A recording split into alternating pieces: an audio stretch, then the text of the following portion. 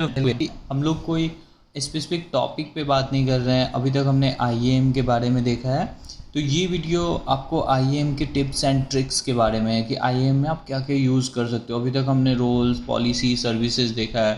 तो फ्रेंड्स, अभी आप जब लॉगिन करोगे AWS अकाउंट में तो आप इस कंसोल पे रहते हैं। तो हमें क्या करना है, आईएएम सर्विस में जाना है। तो या तो आप जा सकते हो सर्विसेज के थ्रू, या तो आप सर्च के थ्रू जा सकते हो। तो अभी हम सर्च करेंगे आईएएम और हम पहुंच जाएंगे अपने आईएएम के कंसोल पे। आईएएम होता क्या है? ये होता है आइडेंटिटी एक्सेस मैनेजमेंट। तो आज मैं आपको कुछ इसके टिप्स एंड ट्रिक्स बताने वाला हूँ। तो आप इस वीडियो को लास्ट तक देखना और आपका सारा न्यू टिप्स एंड ट्रिक्स आपको इस वीडियो से मिलेगा। तो सबसे पहले हम देखेंगे यूजर्स के अंदर क्या आप यूज़ कर सकते हो अपने इन्वायरमेंट में। अगर आप प्रोडक्शन इन्वायरमेंट में काम कर रहे हो तो क्या बेस्ट प्रैक्टिस होना चाहिए, वो अब मैं आपको बताने वाला हूँ। तो अभी मैंने एक वेवर पॉइंट नाम का यूज़र बना रखा है। हमारा एक वेवर पॉइंट टेस्ट नाम का यूज़र है जो कि एक ग्रुप का पार्ट है। इसने अभी यहाँ जो आती है ये लास्ट एक्टिविटी, इसका मतलब होता है कि इस आईएएम यूज़र ने लास्ट कब यूज़ हुआ है, इस आईएएम यूज़र के थ्रू इस अकाउंट को एक्सेस या कोई भी सर्विसेज एक्सेस कब हुआ है। तो ये क्योंकि हमने नहीं किया अभी तक कुछ भी, तो ये नेवर आ रहा है। मल्टी फैक्टर ऑथेंटिकेशन ये नन है क्योंकि इस यूज़र के थ्रू हमने मल्टी फैक्टर ऑथेंटिकेशन एक्टिवेट नहीं किया है। पासवर्ड एज इसका कितना है? 5 डेज एगो इसका हुआ था। एक्टिव की एज कितना है? 5 डेज एगो है। तो हमें ये दिख रहा है। जब आप इस पर क्लिक करोगे तो रिकमेंडेड क्या होता है कि आप इसका की रोटेट करो। तो आप की रोटेट कैसे करोगे?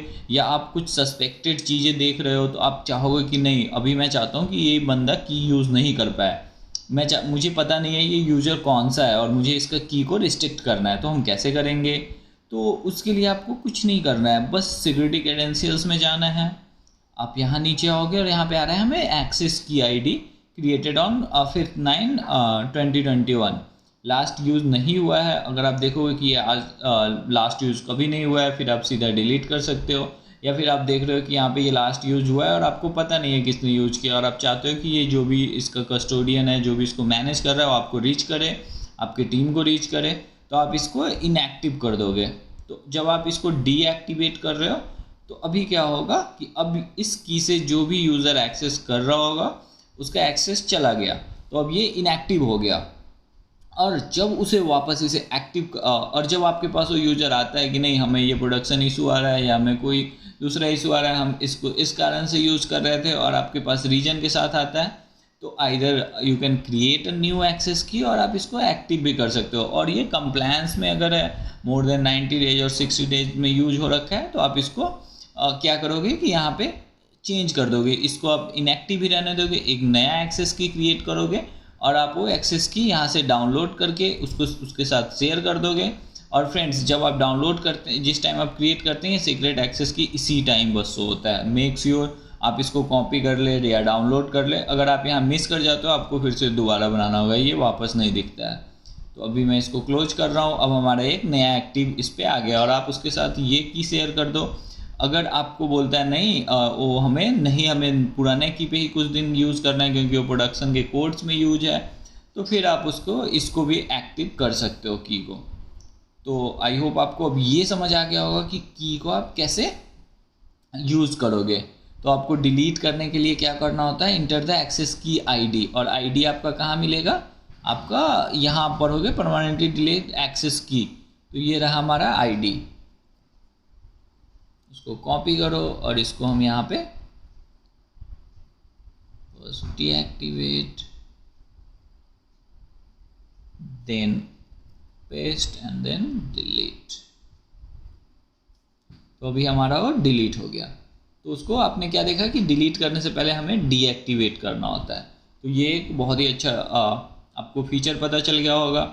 नेक्स्ट फीचर अब हम क्या देखेंगे कि आपको पता करना है कि इस आईएएम यूजर ने रिसेंटली अभी क्या एक्सेस किया है, तो वो भी आप पता कर सकते हो। जैसे आप सिक्योरिटी में है वैसे यहाँ आ जाओ एक्सेस एडवाइजर में, और ये एक्सेस एडवाइजर AWS प्रोवाइड करता है, जिसमें आपको पता चलेगा कि इस पर आपने किस किस पे पॉलिसी दिया है, इसको क्या क्या ग्रांट है। इसे EC2 फुल एक्सेस है, EC2 फुल एक्सेस है क्लाउड वॉच पे, EC2 identity access, but last access कब हुआ है यहाँ वो भी आपको दिख जाएगा। सपोज अगर ये आईएएम यूजर ने कोई भी EC2 ऑटो स्केलिंग या कोई सर्विस यूज किया होता तो यहाँ पे लास्ट एक्सेस उसका डेट एंड टाइम आ जाता, तो हम इजीली ट्रैक कर सकते हैं इसके थ्रू कि उसने लास्ट यूज क्या किया। आप इसको फिल्टर कर सकते हो सर्च करके, services access, services not access. तो यहाँ पे ये भी ऑप्शन होता है कि अगर वो बहुत सारे सर्विसेज एक्सेस किया, उसके पास रूट एक्सेस है, तो वहाँ से आप फिल्टर आउट कर सकते हो। तो ये था हमारे IAM यूज़र के बारे में कुछ टिप्स और ट्रिक्स, जो कि आपको आगे चल के बहुत ही फ़ायदा होगा जब आप इसको प्रोडक्शन इन्वायरमेंट में यूज करोगे। इस टाइप की चीज़ें काफ़ी आएंगी आपके पास। सिमिलरली जब आप प्रोडक्शन में अगर कहीं यूज़ कर रहे हो कंपनी में, तो आपके साथ क्या होगा कि आप API यूज़र्स बनाते हो, API रोल बनाते हो। और API में क्या होता है कि आइडेंटिटी प्रोवाइडर होता है, हम उसका मेटा डेटा फाइल रखते हैं अपना, यहाँ आइडेंटिटी प्रोवाइडर ऐड करते हैं। तो हमें क्या इशूज़ आता है कि वो जो हमारे कंपनीज में होता है वो होता है हमारे रूट अकाउंट के साथ, जो हमारा मास्टर अकाउंट है, शेयर्ड सर्विस अकाउंट है, वहाँ होता है, और वहाँ से वो शेयर्ड होता है। अगर वो किसी भी रीजन से अपडेट हुआ हो या फिर सिंगल साइन ऑन में इशू हुआ हो, तो आप यहाँ से Meta data file log copy यहाँ से आप डाउनलोड करोगे और उसको वेरीफाई करोगे क्या हमारा API करेक्ट है। अगर नहीं है तो आपको यहाँ पे अपडेट करना होगा आपका आइडेंटिटी प्रोवाइडर का मेटा डेटा फाइल। तो ये भी एक काफ़ी इंपॉर्टेंट चीज़ें होती है, जो कभी कभी एक्सेस डिनाइड आता है API के थ्रू और आपको समझ ही नहीं आता है कि हाँ आप क्या कर रहे हो। थर्ड एक बहुत अच्छा चीज़ है इसमें, वो है अकाउंट सेटिंग।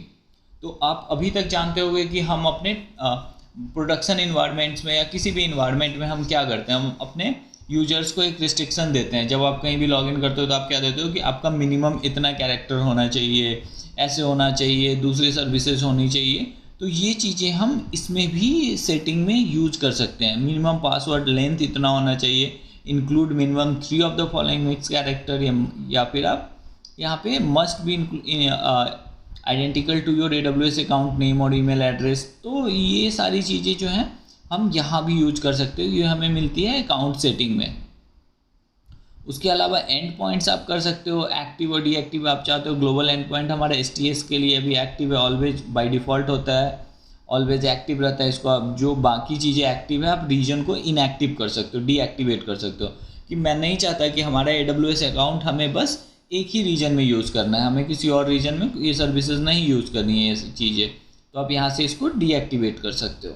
तो ये भी एक चीज़ है जो आप आराम से इजीली आप यहाँ फिगर आउट करके अपडेट कर सकते हो, जो कि STS के लिए सिक्योरिटी टोकन सर्विस।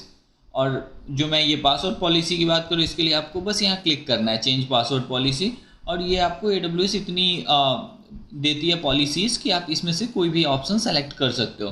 तो अभी क्या है, इन्फोर्स मिनिमम पासवर्ड लेंथ 8, बस एक सेलेक्टेड है। अगर मैं यहाँ पे क्लिक कर दूँ require at least 1 number, prevent password reuse, तो ऐसा क्या होगा, कितने बार, तो आप लास्ट 2 टाइम यूज्ड पासवर्ड नहीं यूज़ कर सकते हो दोबारा, तो उसको कोई नया पासवर्ड लेना होगा जो लास्ट 2 टाइम इस AWS IAM यूज़र्स के लिए यूज़ किया होगा। Allow users to change their own password, और आप नहीं भी अलाउ कर सकते हो कि यूज़र्स अपना पासवर्ड खुद से चेंज नहीं करें, तो ये भी आप यहाँ पे एक फीचर यूज कर सकते हो। तो अगर आप ये पढ़ोगे इनेबल पासवर्ड एक्सपायरेशन, तो यहाँ पे टाइम आएगा कितने दिनों पे, expire password in every 30 days, 60 days. तो मैं अगर 60 डेज डाल देता हूँ तो 60 डेज के बाद उसे पासवर्ड रीसेट करना होगा। Require at least 1 non alpha numeric characters, तो आप देख रहे हो कि ये काफ़ी अच्छा फीचर है कि आप सिक्योरिटी पॉलिसी सेव कर सकते हो जस्ट एक 1 क्लिक में। Save change on password policy update हो गया, और ये अपडेटेड आपका यहाँ दिख रहा है अब। तो ये एक बहुत अच्छा फीचर है। उसके बाद आता है हमारा फीचर एक्सेस रिपोर्ट्स का। तो एक्सेस एनालाइजर होता है, या अगर हम एक्सेस एनालाइजर क्रिएट करेंगे अपने इन्वायरमेंट में, तो ये फ्रेंड्स क्या करता है कि आपका जो भी यूजर्स है, जो भी रिसोर्सेज है IAM के थ्रू, उसको एनालाइज करता है और आपको एक ओवरऑल रिपोर्ट जनरेट करके देता है। तो ये आपको ये समझ आ गया होगा कि एक्सेस एनालाइजर क्या होता है। इसमें ज़्यादा कुछ नहीं करना होता। अभी मैंने इस पर क्रिएट नहीं किया है, इस पर अगर मैं अभी बनाने जाऊँ तो ये एक लंबा वीडियो बनेगा। तो अभी हम बस ये जानेंगे कि एक्सेस एनालाइज करता है, मॉनिटर करता है एक्सेस टू रिसोर्सेज, जैसा कि मैं पहले बता रहा था। आप इजीली क्रिएट एनालाइजर पर क्लिक करके आप बना सकते हो, इसमें कुछ एक्स्ट्रा करने की ज़रूरत नहीं है। जस्ट आप क्रिएट एनालाइज करोगे, ये बैकग्राउंड में एक रोल बनाएगा और ये हमारा बन के तैयार हो जाएगा। उसमें आप रूल सेट कर सकते हो, एनालाइजर्स सेट कर सकते हो, उसकी सेटिंग्स होती है। तो अगर नेक्स्ट आता है हमारा क्रेडेंशियल रिपोर्ट, ये बहुत ही मज़ेदार चीज़ है दोस्तों। इसमें हमें क्या करना होगा कि आपके जो भी IAM यूज़र्स हैं उसका ये क्रेडेंशियल रिपोर्ट दे देगा। अगर आप डाउनलोड रिपोर्ट पे क्लिक करते हो तो बाय डिफ़ॉल्ट एक रूट यूज़र होता है और एक होता है एक जो हमने देवार पॉइंट बना रखा है। अगर मैं इस रिपोर्ट को ओपन करता हूँ तो अभी हम देखेंगे कि उसके सारे रिपोर्ट्स होंगे कि लास्ट एक्सेस कब है। देखो ये यूज़र नेम आ गया हमारा, ये एक रूट है और एक वेबर पॉइंट है, उसमें यूज़र कब क्रिएट हुआ था आपको यहाँ से ये पता चल जाएगा। तो फ्रेंड्स आपको अगर कोई कंपनी में आप काम करो जहाँ पे बहुत सारे यूज़र्स हैं, अराउंड 50 यूज़र्स हैं, और आपसे कोई रिपोर्ट मांगता है कि सारे यूज़र्स कब क्रिएट हुए, कैसे हुए और मुझे डिटेल्स चाहिए, तो आप क्या करोगे, आपको कुछ नहीं करना है, बस वहाँ क्लिक करना है, रिपोर्ट जनरेट हो जाएगा और यहाँ से उठा के आप एक्सेल शीट शेयर कर दोगे। उसका पासवर्ड कब सेट हुआ था, ये पासवर्ड एक्सेस्ड है या नहीं है, MFA इनेबल्ड है या नहीं है, एक्सेस की उसमें है या नहीं है, तो ये सारी चीज़ें आप देखोगे तो सिक्योरिटी के आपको ये ईजिली मिल जाएगा। तो आई होप आपको अब ये समझ आ गया होगा कि सिक्योरिटी क्रेडेंशियल्स कैसे होता है। ऑर्गेनाइजेशन एक्टिविटी आप सिंगल अकाउंट पे नहीं देख सकते, तो देखो आपको यहाँ पे organisation is not in use. अगर मैं यहाँ पे AWS ऑर्गेनाइजेशन यूज़ कर रहा होता तो यहाँ एक सर्विस है AWS ऑर्गेनाइजेशन, हम आगे देखेंगे वो होता क्या, वो काफ़ी अच्छा फीचर्स है AWS का जो कि सारी कंपनीज यूज़ करती हैं। फिर आता है सर्विस कंट्रोल पॉलिसी, ये भी ऑर्गेनाइजेशन लेवल पे होता है। जब आप ऑर्गेनाइजेशन लगाओगे तो वहाँ क्या होता है, ये सर्विस ये पॉलिसी आप होता है SCP policy, service control policy. तो ये मैं आपको थोड़ा सा बता दूँ इसके बारे में कि हम ये यूनिट जैसे यहाँ पे हमने बताया कि ऑर्गेनाइजेशंस होता है तो हम ऑर्गेनाइजेशंस लेवल पे लगाते हैं।